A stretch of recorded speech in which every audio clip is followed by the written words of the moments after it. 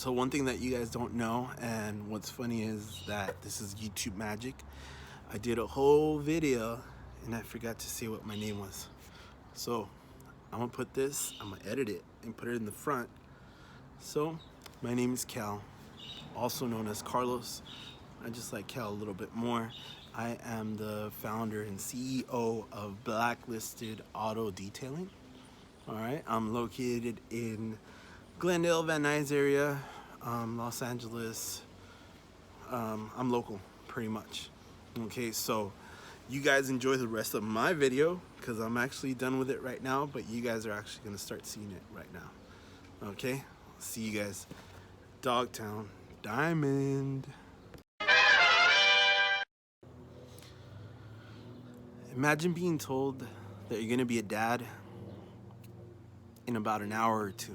Not that your girlfriend's pregnant, you're gonna be a dad eventually 9 months down the line, down the road, down the line. Sorry. I'm trying to make this as real as possible so that you guys understand that I'm a real person with real problems, with real things, with real life, just some crazy stuff. But yeah, imagine being told that maybe within an hour you're gonna be a dad. How does that work? A little bit of a backstory. We ended up going to the ER with my girl for what I thought was stomach pain. Of course, I'm not a doctor.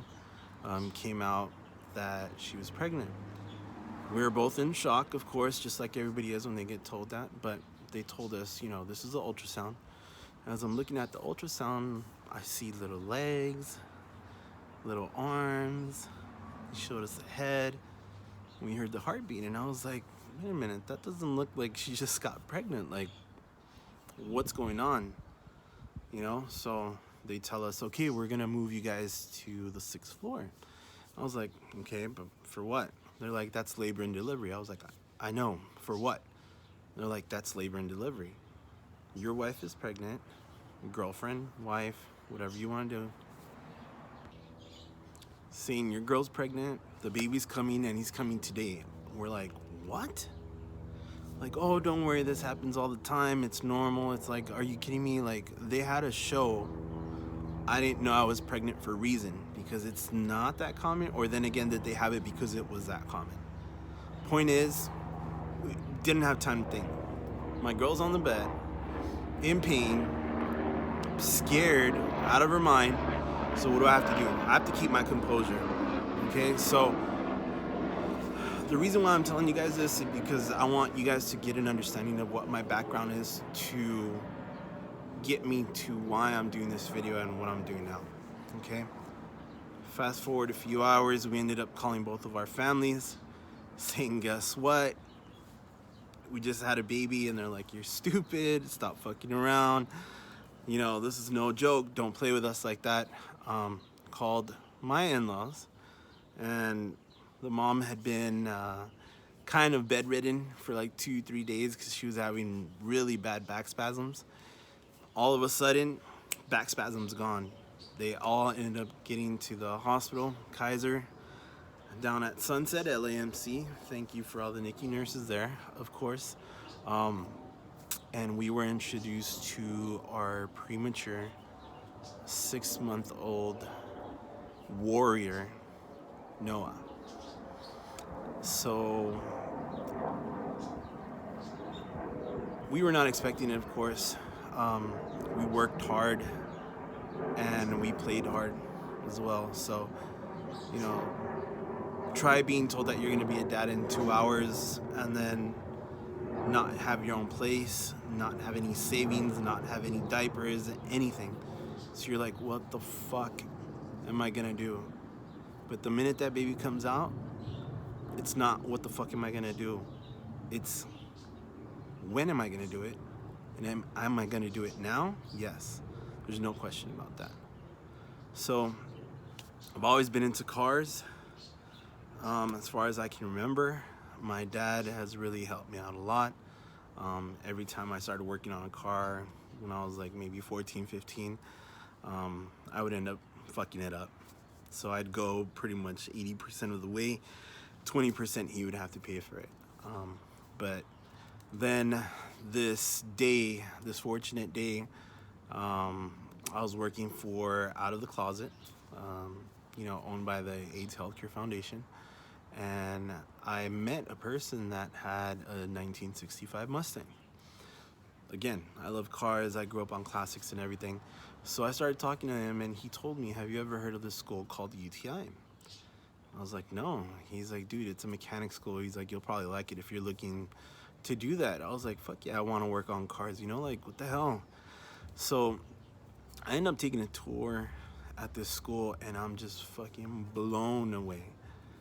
The school looks amazing. Mind you, this is back in 2003, okay? So it was a Rancho Cucamonga campus, one of the early campus because they moved. But it's like, dude, like I woke up and I was like in NASCAR heaven. They have TVs all over the place playing the speed channel when they had the speed channel. Now it's velocity and a bunch of different things I'm not gonna get into. But the point is that I was like, this is what I want to do. Okay, so I went to school. I know a lot of people have reservations about UTI, but for me, it was something that I wanted to do, so I did it. You know, um, I came into some issues where I needed probably 2 classes to graduate. I ended up leaving, and I actually got hired at Mercedes. So I'm thinking, like, what the fuck? Like, Mercedes hired me? Like, I would never have thought that Mercedes was gonna hire me, and let alone doing in Glendale, super close to my house. So I was like, wow, like 5 minutes away. I was like, are you kidding me? So started working there. After that, I moved to Chrysler. After that, I moved to independent shops. Then I did a lot of restoration. I've done restoration for about 10 years now. I've been in the automotive field for that long, if not longer. Um, but one thing that I have is I'm a nerd. I love to learn. I'm watching videos left and right, sending them to my friends, be like, hey, watch this, watch that, watch this. So if I apply myself, I can do a lot of things, which have led me to have different career choices. When I thought that the car industry was not really giving me a paycheck that I needed, I decided to go, computer science route, get into things that had to deal with like, office work and stuff like that. And it was a big change. Imagine going from seeing a brand new SRT4 come out into your dealership, and you haven't seen a car like this before, and then you get in it and it has this ridiculous amount of horsepower, to pretty much pushing paper pens behind a computer. Don't get me wrong, I love that stuff, and I'm still doing that stuff now, but cars are my passion. So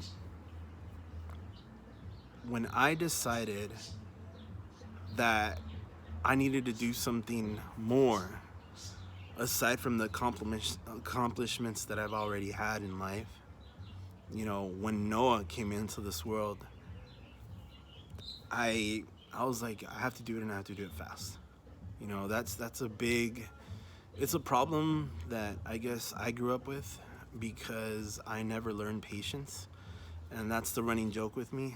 Um, I say that I don't know if I can go through a whole 9 month pregnancy because I had a baby in like less than an hour or two. So extremely cliche. Um, but it got to the point where I was like, okay, I have a good job right now. Let's keep at it. Thankfully, both of our families have helped ridiculously. Noah, of course, because he was a preemie, stayed in the hospital in the NICU for about 3 months, close to 3 months, so like 2 months and some change. So we were there every day. We saw other people that had premature babies with worse conditions. So, I count my blessings.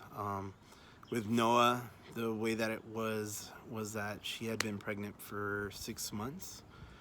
And the reason why she was going into labor, because those were the pains that she was feeling that specific day, was because her water had broken about a week prior. And there was a slight infection that was starting on the umbilical cord. So, the doctors were like, when the baby comes, the baby comes. We're gonna try and use some medication or anything to kind of keep him in there and wait, and then we can go from there and probably prolong the pregnancy for 24 hours, not a week, not a month, or anything like that, but 24 hours. So they administered the medication. Baby said no. He said he's coming. But mind you, at this point, we had no idea whether it was a girl or boy. We had always talked about, if we were to have a girl, what would we name her, stuff like that, but things that we were going to leave for the future. So at this point, we're there. Our families are just coming in. I'm trying to stay positive for my girl. I'm trying to help her. She doesn't want me to touch her at all. She's like, look, the minute the contractions come, she's like, don't touch me. She's like, because it hurts ridiculously. So I'm like, okay, I'll just be right here on this side. So push. No epidural. No C-section, natural, and on the 6th push, something starts coming out, and excuse my description, I just didn't know what else to think at that time, So I see something coming out, and I'm like, what is that? I was like, is that like some part of the placenta or something? And then just the baby shoots out. And at that point, because of the complications and because of us not knowing anything, there were about 5 NICU doctors with 3 obstetricians. And the doctors that we had were amazing. So they told me, this is what's going to happen. The baby's going to come out. We're going to cut the umbilical cord. All we need you to do is just touch the baby really quick. Then we're going to put him in the NICU, and then we're going to take care of your girl. So sure enough, the little baby comes out, and I look, and in the energy that she does have, she tells me, what is it? Is it a girl or a boy? And sorry, I was like, it's a boy. And we're like, what the fuck are we? Like, we never even thought about a boy. So we get through. This baby changes so many people's lives instantly, because just as quick as he came into our lives, that's as quick as we started letting our families know. And, again, thank you to both of our families, because they've been extremely supportive. With Noah being in the NICU, they threw us a welcome home baby shower.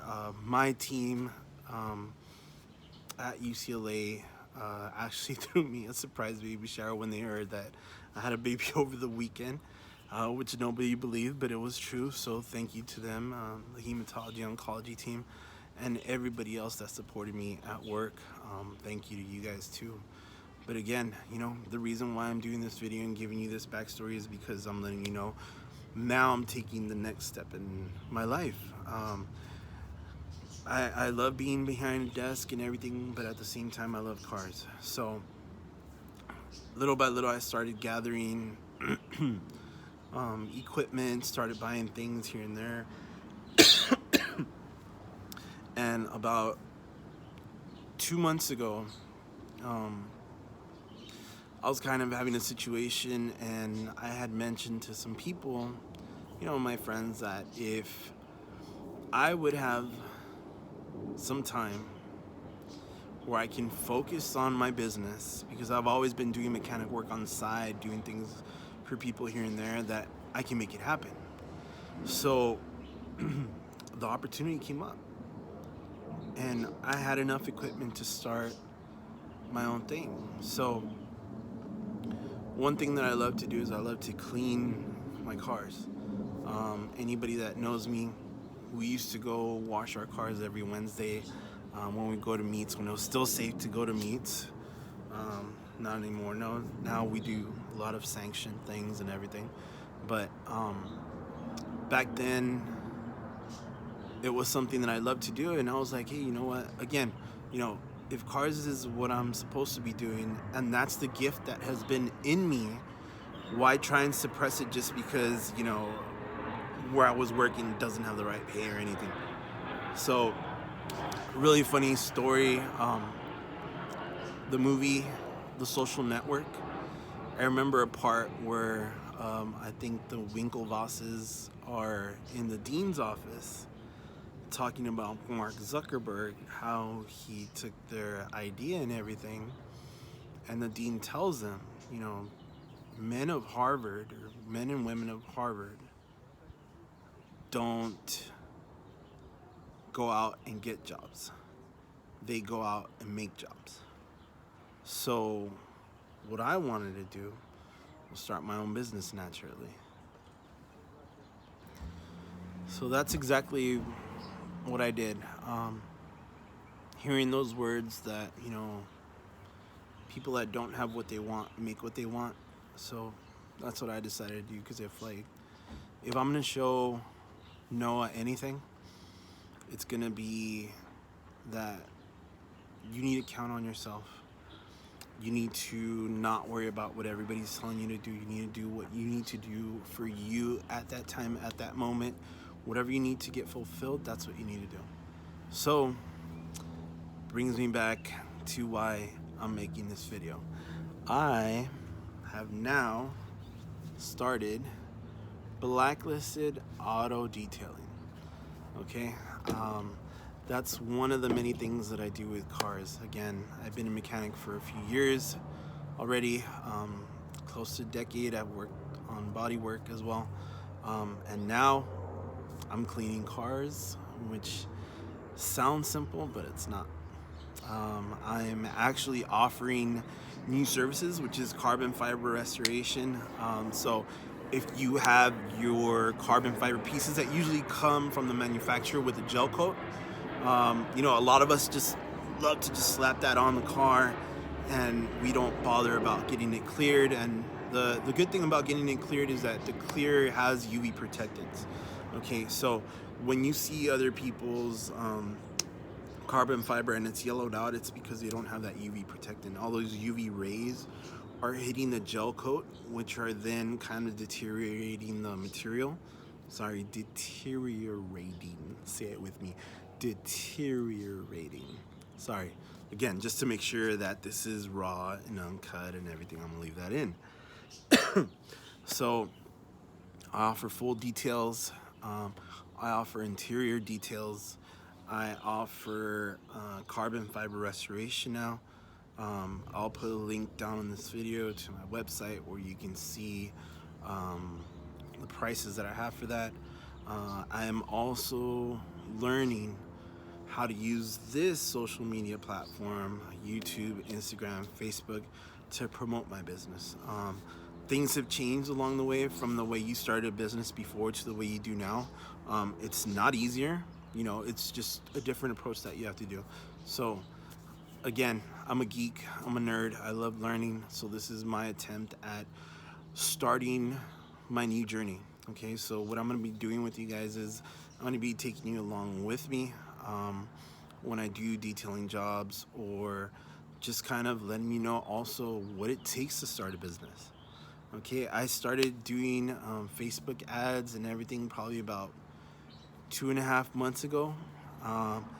And sure enough, I started getting calls, and specifically from a company that's well known. And I was like, okay, you know, so they wanted me to do a little bit of their fleet vehicles, and you'll see them on my Instagram when you guys look at it. So it's at blacklisted, one word, underscore Cal. I'll put the link at the bottom as well. They gave me their first job, so you know, they told me, they're like, you are the most inexpensive person that we could find. You know, if we, you know, do good and everything, then, you know, we'll probably call you back and everything. So I did that. But one of the most important things when starting a business is it's trial and error. Okay, I can watch 1,000 YouTube videos, get that advice from 1,000 people, but not unless I apply it and I start doing it myself, then am I gonna be able to see. So my prices changed, but the reason for that was because the work that I was doing, I felt was a little bit more, had more value, okay, than what I was actually charging. And at the same time, my whole thing is my customers, okay, the value that I give them. Okay, the price is based off of the materials that I use, the time that I spent, and all that. But most importantly, like I said, anybody that loves to learn, even like the teachers that we have in our schools and everything, they learn so that they can teach other people. Okay, so everything that I know, I want to share with everybody. Because what's the point of me keeping all that knowledge if I can help somebody out with it? Okay, I've been through a long journey, which I'll leave for another video, but regarding positivity, manifestation of things, and a lot of it has to do with being able to give before you receive. Okay, so that's my big model that I use for work right now. So, for example, the carbon fiber restoration that I'm doing, I'm charging 150, pretty much per panel, per piece, hoods, trunk, fenders. I do other little things, like I'm doing a wing right now off of Evo. It's pretty small, pricing it accordingly to that as well. But my whole thing for bringing that up is just that, you have to do what you feel is right. You have to price your work. You have to value your own work. Okay, we spend so much money on these carbon fiber pieces. A lot of the times we're just swiping credit cards and doing nothing, and they cost a lot of money. And then you're driving down the street and then you see this car and you're like, damn, that hood is messed up, or this and that. So I want to give you a return on your investment. I want to give you a small fee in order for me to fix something that you wanted. And at the same time, I'm doing what I need to do for my family, and you're getting that beautiful, clear luster back on your carbon fiber that you like. So it's been 2 years. It's about to be 2 years in June that Noah was born, and that little baby amazes me every day, every day. It's funny, I call him my little puppy, and he's like, hi, puppy. And he just started saying hi. It sounds like he's a little Chucky doll. We're big horror fans, so I always play with him. Hi, I'm Chucky. And so he started saying, hi, hi. So I'm like, oh man, this is a horror baby in the making. So if you guys feel that, this video has been all over the place talking about not knowing we were pregnant, to me loving cars, to me working for Kaiser, UCLA, and everything, and you guys feel it's all over the place, this guy doesn't know what he's talking about, I'm talking about life. I'm talking about what I went through. Nobody has a life like we see in the movies, Everybody has different things, so I'm just letting you know what you can use to relate to me, to just listen to what I have to say. I mean, I'm gonna start putting up videos and tutorials and stuff like that. I'm working on the actual carbon fiber restoration that I did on my hood. So please stay tuned for that. I know my content has been a little bit scattered, but I'm trying to get better at it. I am starting to do social media work, not only for myself, but for other people too, other friends that have social media issues, or they probably just don't have the time. So again, I'll drop the link on my website. You could see the website, you could see what I'm doing. And if you guys have any type of advice for somebody that is starting a business, especially around auto detailing, or what the best thing is, please let me know. Put it down in the comments, because the best way to succeed, from one of my mentors, I call them my mentors because I watch them on YouTube all the time, Tony Robbins, he said, is model somebody that has been doing it, or that is doing it, or that's succeeding at it. Okay, so I'm trying to do that as well. The only thing in my detailing arsenal that I do not have at the moment is a truck to have a water tank. Okay, so my form of detailing, in-home detailing, I connect to water source, I connect to electricity, and we're there. I do everything. I do polishing, buffing, clay bar, wax. I'm just starting to use the hydrocharged ceramic spray from Chemical Guys, which is amazing. Most of 99% of my products are Chemical Guys. I love that brand. I've been with them ever since they started. I love the branding that they have. But overall, it's just a product that I can rely on, so that if people ever ask me, hey, what products are you using, they're not a brand that they don't know about. So these guys are local. I'm a small business. They're kind of bigger business, but I mean, we're just here to support each other. So again, please stay tuned to the stuff. I will be kind of addressing my life as a whole in these videos. So, if you want to hear more, subscribe. I'm going to be sending out emails and invites to friends and family so that you guys can address the channel. And if you guys know anybody that is wanting to start a business, or that loves cars too much, or that you feel is just kind of in a rut, share the video with them. Let them know. Just let them have an understanding that perspective is what's going to change everything. You can't be focused on just what you know. You have to be able to listen to other people, then apply all that, and then make it your own. Okay, so hopefully you guys enjoyed my story. I'll have more as much as they come. And once again, Blacklisted Auto Detailing, Blacklisted SoCal.com. I'll go ahead and put it down here. All right, see you guys.